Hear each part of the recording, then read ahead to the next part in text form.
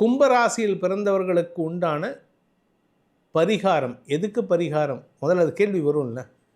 உங்கள் வீட்டில் மகாலட்சுமி கடாட்சத்தையும் குபேர சம்பத்தையும் அதிகரிக்கக்கூடிய ஒரு பரிகாரத்தை செய்வதன் மூலமாக உங்கள் வீட்டில் குபேர சம்பத்து மட்டுமல்லாமல் அனைத்து விதமான தானியங்களும் வளமையாக இருக்கக்கூடிய யோகத்தை ஏற்படுத்தும். அது என்ன பரிகாரம், என்ன வழிபாடு? லைஃப் லாங் எப்போ சனி வந்தாலும் சரி, 7.5 சனி வந்தாலும் சரி, எப்போ அஷ்டம சனி வந்தாலும் சரி, அர்த்தாஷ்டம சனி வந்தாலும் சரி, எந்த உங்களுக்கு ஏற்படாமல் இருக்கணும்னா கும்பராசியில் பிறந்தவர்கள் செய்ய வேண்டிய பரிகாரம், பிரார்த்தனை, வழிபாடுல மட்டும்தான் உங்களுக்கு அட்வைஸ் பண்ணக்கூடிய தகுதி வரும்.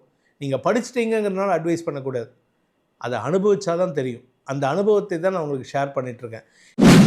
கும்பராசிக்கு பணவசியம், பணத்துக்கு உண்டான தாரக மந்திரம் என்ன, வீட்டில் வைத்து வெளிப்படக்கூடிய கோயில் பரிகாரமே இருக்குது. இன்னொரு கோயில் சூப்பராக இருக்குது. நான் ரீசெண்டாக கொடுத்து நிறைய பேர்த்து கும்பராசிக்காரங்க பணம் டிரான்சாக்ஷன் லாக் ஆயிடுச்சுன்னு சொன்னவரெலாம், சார் அந்த கோயில் சூப்பராக இருக்குங்க சார், அம்பாலையா நல்ல தரிசனமாக இருக்குது. பொதுவாக கும்பராசிக்காரங்களுக்கு கடன் சம்பந்தப்பட்டது வந்தால் மீண்டு வர பல வழிகள் உண்டு. முதல்ல இவங்க பண்ண வேண்டியது சங்கு அபிஷேகம். அங்கமேஸ்வரங்க பவானி கூடுதுறை அருகில் 3 ஆறுகள் கூடுகிற இடம். அந்த இடத்துல இவருக்கு பணம் சம்பந்தப்பட்டது, கடனை மீண்டு வர்றது, நகைக்கடன், சொத்து கடன்கள், வேலையில் மூலமாக வாங்கி தரேன்னு சொல்லிட்டு பணத்தை கொடுத்துட்டு பிரச்சனை ஆகிட்டு அது கடனானது, இதெல்லாம் மீட்டு கொடுக்கறது அம்சம் உண்டு.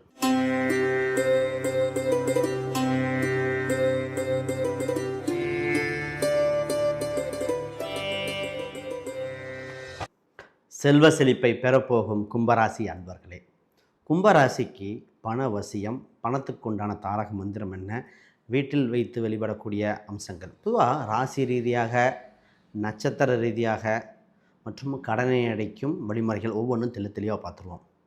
பொதுவாக ஒரு ஜாதகத்தில் பண வரவுங்கிறது ரொம்ப முக்கியம்.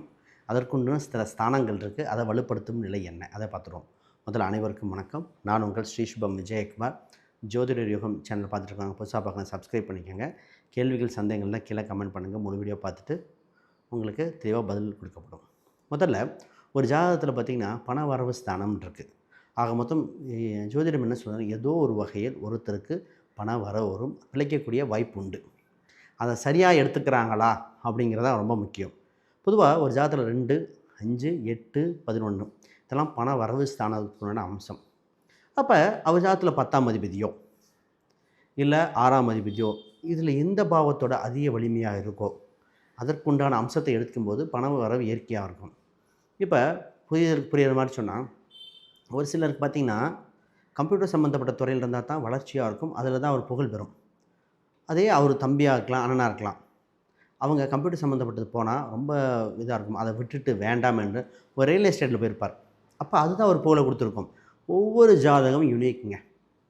அவங்க பணத்துக்கு வருகின்ற வைப்ரேஷன், பிரபஞ்சம் ஒவ்வொன்றும் ஒவ்வொரு மாதிரி சொல்லியிருக்கு. அதை பற்றி தெளிவாக பேசுவோம்.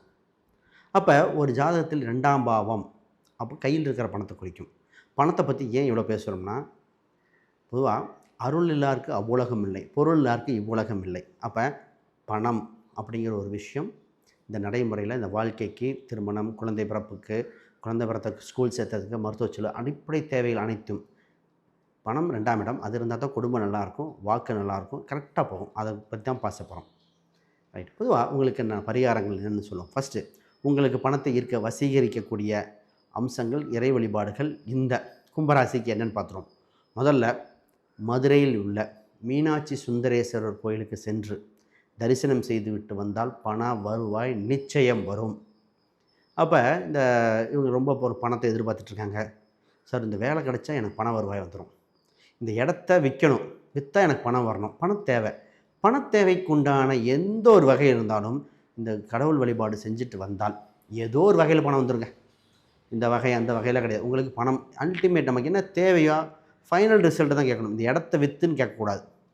பிரபஞ்சம் இல்லை இறைவன்ட்ட கேட்குறது என்ன கேட்கணும்னா, நமக்கு என்ன தேவையோ பணம்னா பணத்தை மட்டும் கேட்கணும். இந்த ரூட்டில் தான் போகணுங்கிறது அது காம்ப்ளிகேட், அப்படி கேட்கக்கூடாது.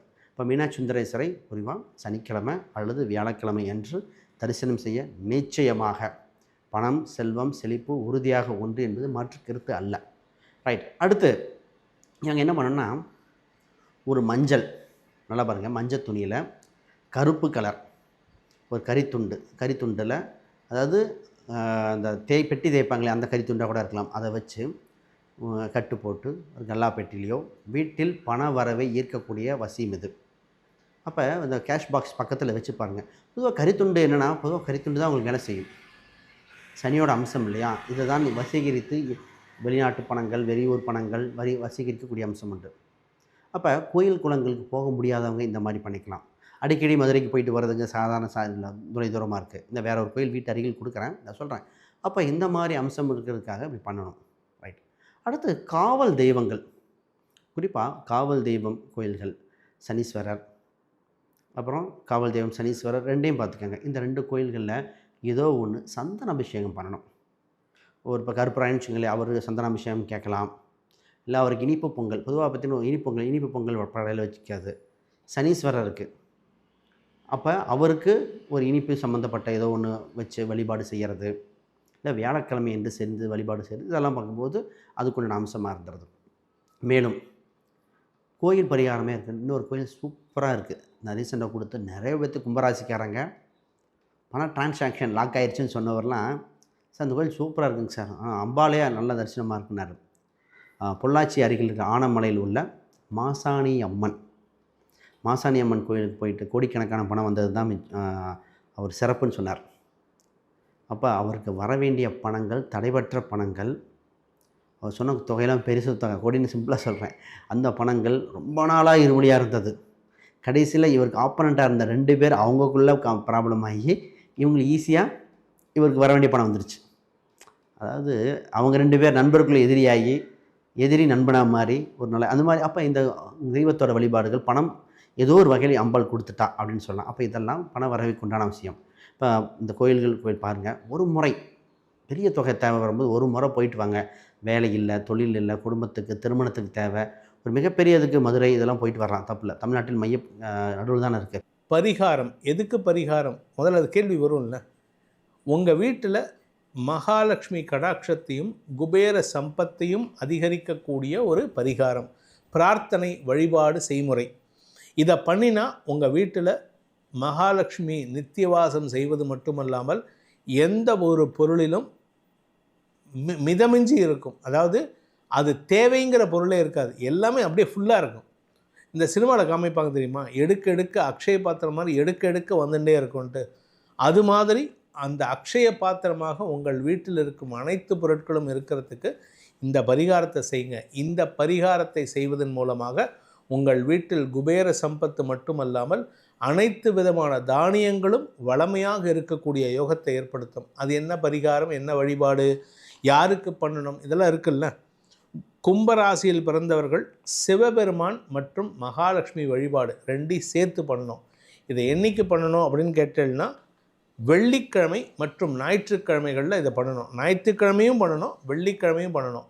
இது என்ன பரிகாரம் பண்ணணும் அப்படின்னா, 2 பேர்த்துக்கும், சிவபெருமானுக்கும் சரி மகாலட்சுமி தாயாருக்கும் சரி.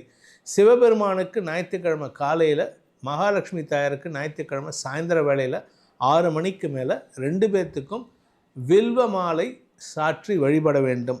வில்வ மாலை சாற்றி வழிபடும் போது கூடவே மல்லிப்பூயும் சாத்தணும். மல்லிப்பூ கொஞ்சம் இருந்தால் போதும், ஆனால் வில்வ மாலை நிறையா இருக்கணும். இன்ஃபேக்ட் இன்னும் சொல்ல போனால் சிவனுக்கு ஒரு கூட வில்வ இலையை பொறிச்சுன்னு போய் அப்படியே அபிஷேகம் பண்ணுங்கள், அப்படியே கொட்டணும்.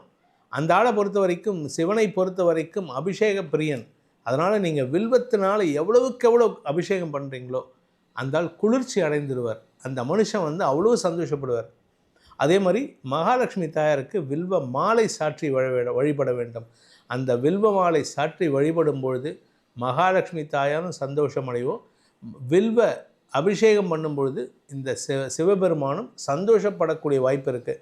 சப்போஸ் எனக்கு வில்வ மாலை கிடைக்கல, இல்லை வில்வ இலை கிடைக்கல சார், நான் என்ன பண்ணட்டும் அப்படின்னா, விபூதி அபிஷேகம் செய்யணும். நல்ல பசுஞ்சாணம் இருக்குல்ல, பசுஞ்சாணத்தில் உருண்டையாக செஞ்சு அதுலேருந்து விபூதி தயாரித்து அந்த விபூதியை நீங்கள் ஒரு 4 கூட 5 கூட எடுத்துன்னு போயிட்டு அதை சிவலிங்கத்துக்கு அபிஷேகம் பண்ணு. விபூதி அபிஷேகம் செய்வதன் மூலமாக இந்த மகாலட்சுமி கடாட்சத்தையும் பெறக்கூடிய யோகத்தை ஏற்படுத்தும்.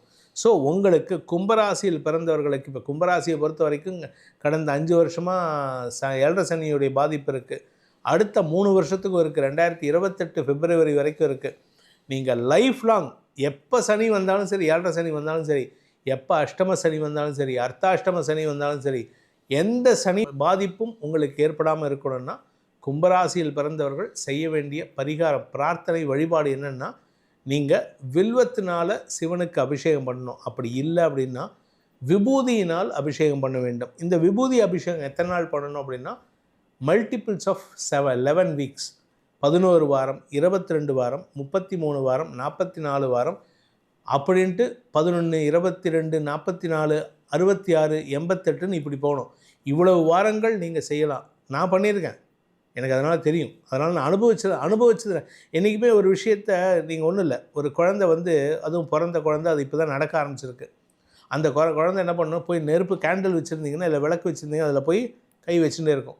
என்னோடய மாமா பையன், அவனுக்கு சின்ன வயசாக இருக்கும்போது அவனுக்கு அந்த நெருப்பு, அந்த தீபம் எரியறதில்ல, அதை பிடிச்சி விளையாடுவான். பாவம் இப்போ ரீசெண்டாக இறந்துட்டான் ஒரு 2 வருஷத்துக்கு முன்னாடி. அவனுக்கு வந்து கை சுடும். எங்கள் மாமியோ எங்கள் பாட்டியோ என்ன பண்ணுவாங்க, அவனை தட்டி விடுவாங்க, ஏன்டா அதை பண்ணுறான்ட்டு. ஆனால் குழந்தைக்கு தெரியாதுல்ல, அந்த அந்த அதை எடுத்து தொட்டால் அது சுடுங்கிறது அனுபவிச்சா தான் தெரியும். அனுபவத்தில் மட்டும்தான் உங்களுக்கு அட்வைஸ் பண்ணக்கூடிய தகுதி வரும். நீங்கள் படிச்சிட்டீங்கிறதுனால அட்வைஸ் பண்ணக்கூடாது, அதை அனுபவிச்சா தான் தெரியும். அந்த அனுபவத்தை தான் நான் உங்களுக்கு ஷேர் பண்ணிகிட்ருக்கேன். இந்த நட்சத்திர ரீதியாக பார்ப்போம். அதற்கு முன்னாடி பணவரவு ஸ்தானத்தில் 2, 5, 8, 11 ஸ்தானங்கள் ரொம்ப முக்கியங்க. இந்த 2, 5, 8 இப்போ 2ஆம் இடம் கையில் இருக்கிற பணத்தை சொல்லும், குடும்பத்துக்கு தேவையான பணங்கள். 5ஆம் இடம் வாடகை வருமானங்கள், அப்போ நமக்கு ஷேர் மார்க்கெட் இந்த மாதிரி பணங்கள்லாம் இதை சொல்லும். அப்போ உழைக்காத வருமானங்கள் 5ஆம் இடம். 8ஆம் இடம் இன்சூரன்ஸ், ஃபிக்ஸ்டு டெபாசிட், அப்புறம் டௌரியாக வர்றது, ஏதோ ஒரு சிறு லாட்ரி யோகங்கள் இதெல்லாம் குறிக்கும். 11ஆம் இடம் அனைத்து வகை லாபங்களும். 11ஆம் இடம் ரொம்ப முக்கியம். எந்த ஒரு ப்ராஃபிட்டுக்கும் 11ஆம் இடம் வேலை செய்யணும். அப்போ ஒரு ஜாதகத்தில் 2ஆம் இடம் கெட்டு போனால் 11ஆம் இடம் வெளிப்படுத்திடுவோம். இப்போ 5ஆம் இடம்னா லாட்ரி சீட்டு இது மட்டும் போகாதீங்க, மற்றதை பார்த்துக்கலாம். இதெல்லாம் ஜாதக ரீதியாக பார்க்கணும். இப்படி யாருக்காவது பண வரவு, கடன் தொந்தரவு இருந்தால் ஜாதகம் கான்டாக்ட் பண்ணுங்கள். ஜாதகம் பார்த்து என்ன வகையில் உங்களுக்கு பரிகாரம் கொடுத்து சொத்து சொகங்கள் எல்லாத்தையும் மீட்டெடுக்க முடியும் அப்படின்னு தெரியுமா சொல்லலாம். சரி பார்ப்போம். அடுத்து அப்போ எந்த பாவங்கள் நல்லா இருக்கோ அது வகையில் பணத்தை வர வச்சிடலாம். இந்த பேர் உள்ள ஆள்கிட்ட போய் கான்டாக்ட் பண்ணுங்கள், இவங்களுக்கு பணம் கொடுப்பாங்கன்னு கூட சொல்லலாம். ரைட். அடுத்து பார்த்திங்கன்னா கடன் அடைச்சி, கடன் பற்றான் நெஞ்சம் போல் கலங்கினான் இலங்கை வேந்தன் சொல்லலாம். கடன் இல்லாமல் நல்லபடியாக மீண்டு வந்து கௌரவமாக வாழணுங்க, அதற்கு வழி சொல்லுங்கள் அப்படின்னு கேட்பாங்க. அதற்குண்டான வழிவகை உண்டான நிச்சயம் உண்டு. பொதுவாக கும்பராசிக்காரங்களுக்கு கடன் சம்பந்தப்பட்டது வந்தால் மீண்டு வர பல வழிகள் உண்டு. முதல்ல இவங்க பண்ண வேண்டியது சங்கு அபிஷேகம் செய்தால், சங்கு அபிஷேகம் சொல்வோம். அப்போ சங்கு அபிஷேகம் வழிபாடுகள் செய்ய நிச்சயமாக கடலில் மீண்டு வருவாங்க. சங்கு பூஜை, சங்கு அபிஷேகம் பண்ணுறது, ஒரு சங்கு வச்சு வழிபாடு பண்ணுறது. நிறைய பேர் வாசலில் சங்குலாம் வச்சுருப்பாங்க, அப்போலாம் கடனே அமையாது. அதாவது இந்த கிரகம் கடன் கொடுக்குறதும் இவர் தான், கடனை மீட்டெடுக்கிறதும் இவர் தான். சார் கடன் வேணும் அப்போ இவங்க தான், கடன் விட்டு வெளியே வரணும் அப்போ இவங்க தான். ரைட். அப்போ இன்னொன்று இதே அம்சத்தில் இன்னொரு கடவுள் இருக்கார், அதாருன்னா சங்கமேஸ்வரர். சங்கமேஸ்வரர்னு பவானி கூடுதுறை அருகில் 3 ஆறுகள் கூடுகிற இடம். அந்த இடத்துல இவருக்கு பணம் சம்பந்தப்பட்டது, கடனை மீண்டு வர்றது, நகைக்கடன், சொத்து கடன்கள், வேலையில் மூலமாக வாங்கி தரேன்னு சொல்லிட்டு பணத்தை கொடுத்துட்டு பிரச்சனை ஆகிட்டு அது கடனானது, இதெல்லாம் மீட்டு கொடுக்கறது அம்சம் உண்டு. அடுத்து இவருக்கு என்ன பார்த்தீங்கன்னா வெங்கடாச்சலபதி, திருப்பதி இந்த மாதிரி கோயில்கள் கடன் அடைக்கிறதுக்கு மட்டும். வெங்கடாச்சல வெங்கடேஸ்வரர், பச்சைமலை முருகர், அதெல்லாம் இவருக்கு ஈஸியாக அடைச்சி கொடுத்துருவாங்க.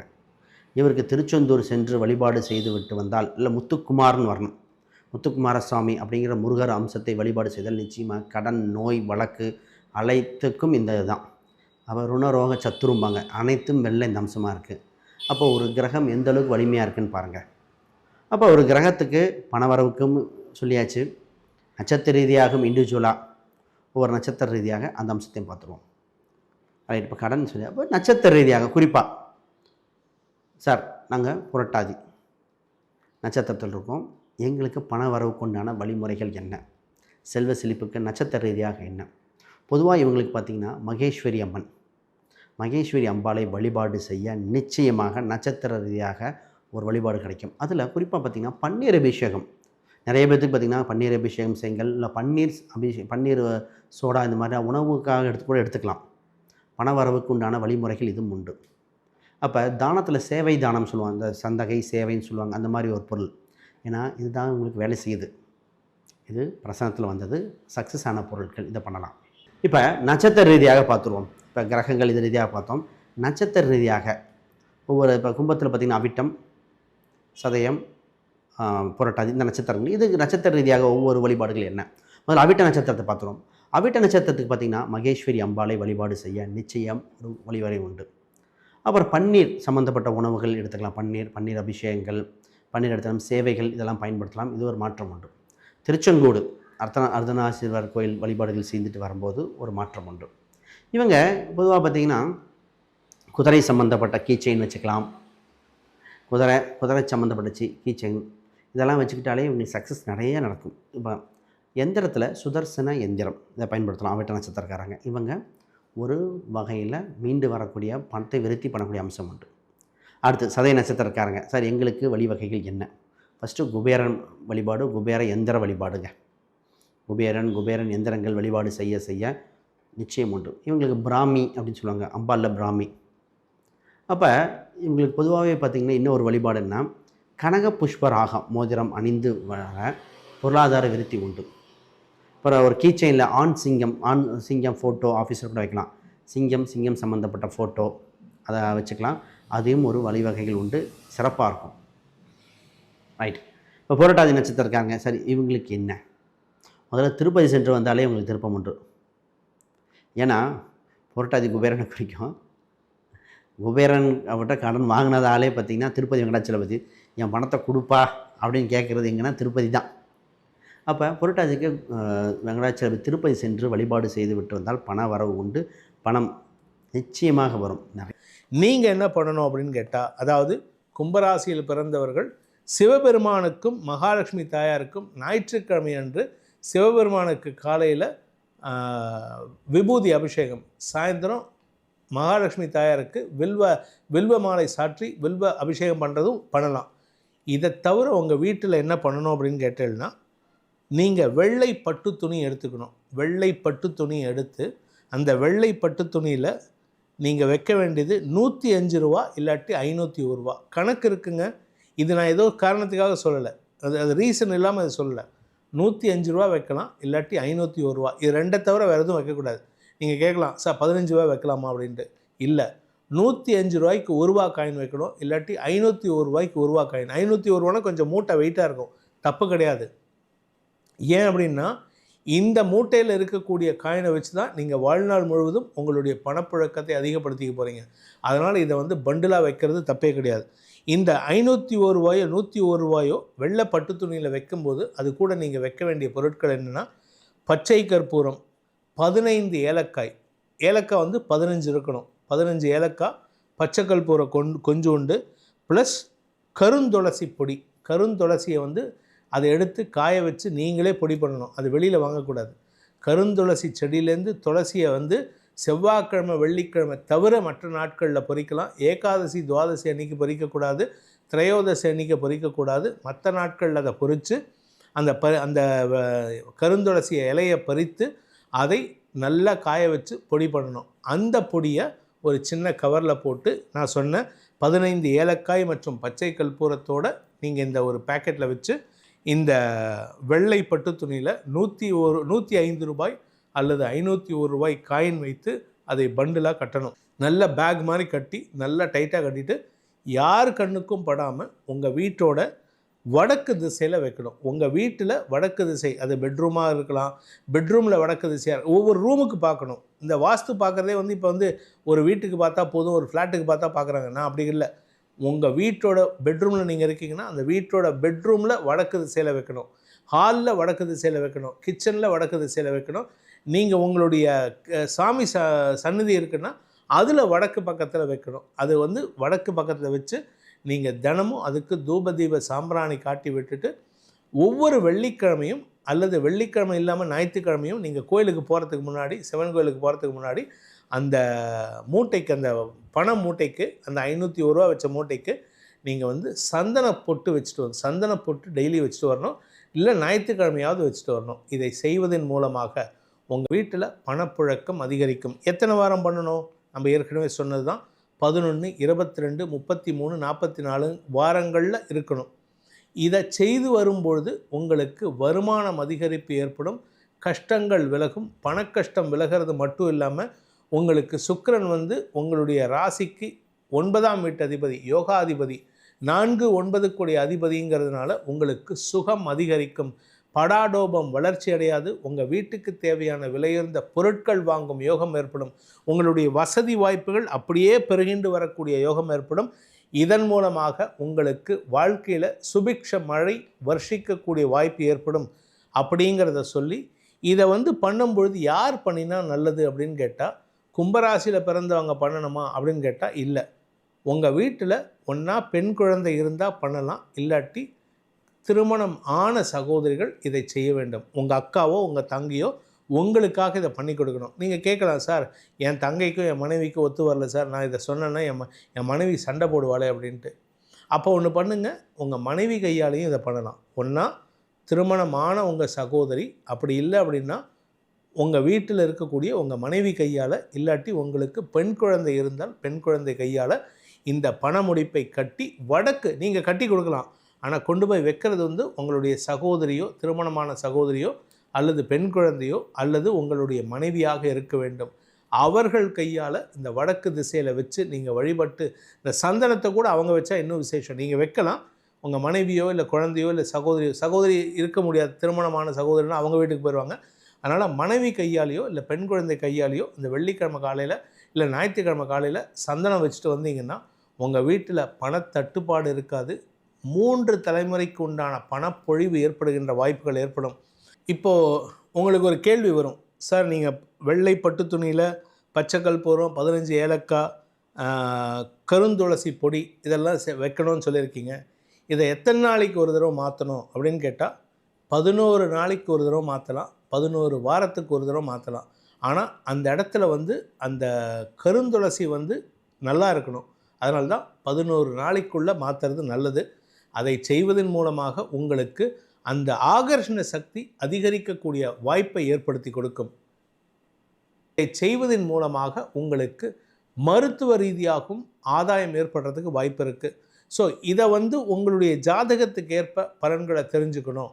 உங்கள் ஜாதகத்தில் நான் சொல்கிறதெல்லாம் இன்னும் வலு சேர்க்குமா இல்லை அதனால் பிரயோஜனம் இல்லையான்னு தெரிஞ்சுக்கணும் அப்படிங்கிறவங்க கீழே கொடுக்கப்பட்டுள்ள வாட்ஸ்அப் எண்ணிலோ அல்லது டைரக்ட் நம்பர்னு கொடுத்துருக்கேன், அந்த டைரக்ட் நம்பரில் அப்பாயின்மெண்ட் ஃபிக்ஸ் பண்ணிவிட்டு சென்னையில் என்னை நேரில் வந்து சந்திக்கிறதுக்கும் நீங்கள் முயற்சி எடுக்கலாம். இதன் மூலமாக உங்களுக்கு நன்மைகளும் பணவரமும் பொழிவும் குபேர சம்பத்தும் அதிகரிக்கும் என்பதை சொல்லி உங்கள் அனைவருக்கும் நல்வாழ்த்துக்களை தெரிவித்துக்கொண்டு உங்களிடமிருந்து விடைபெறுவது உங்கள் வேத ஜோதிடர் பிரகாஷ் நரசிம்மனின் அன்பான வணக்கங்களுடன். நன்றி, வணக்கம்.